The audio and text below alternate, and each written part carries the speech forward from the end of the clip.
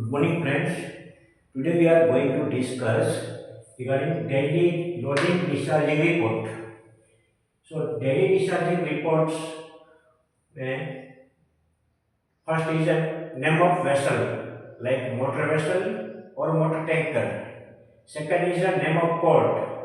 Third one is a name of cargo. Fourth is name of exporter or importer. Fifth is name of charter agent, name of owner protect agent, name of stevedores.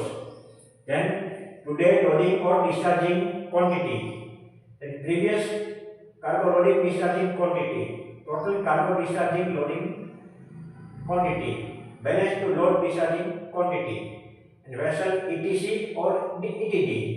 Estimated time of compression, estimated time of departure.